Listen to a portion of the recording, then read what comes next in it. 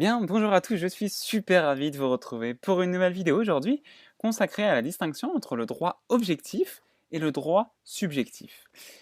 Et avant toute chose, il faut dire que le droit, c'est un ensemble de règles de conduite qui régissent les rapports entre les hommes dans une société donnée.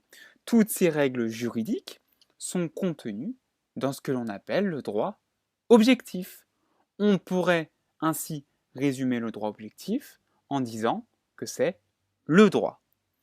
Le terme droit est aussi utilisé à propos des prérogatives qui sont reconnues aux personnes. Là, ce sont les droits subjectifs. On parle plutôt des droits. On a donc le droit objectif, qui constitue l'ensemble des règles juridiques d'une société.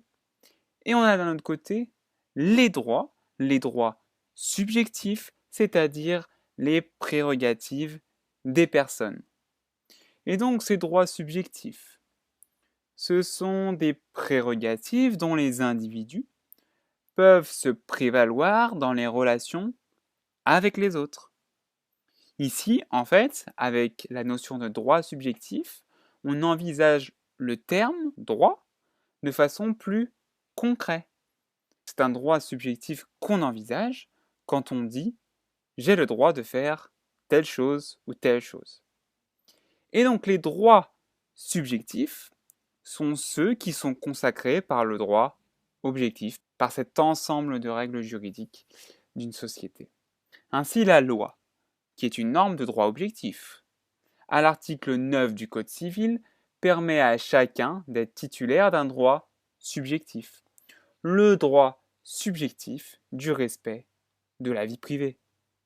Et donc parmi les droits subjectifs, on distingue d'un côté les droits patrimoniaux, c'est-à-dire les droits qui sont dans notre patrimoine, et d'un autre côté les droits extra-patrimoniaux, ceux qui sont hors de notre patrimoine. Les droits patrimoniaux se subdivisent en droits réels et droits personnels. J'ai fait une vidéo sur la question, je vous encourage à aller la consulter si vous avez mal cerné cette distinction. Et donc on oppose les droits patrimoniaux aux droits extra-patrimoniaux, c'est-à-dire ceux qui sont hors de notre patrimoine et qui donc à ce titre ne peuvent être ni transmis ni cédés.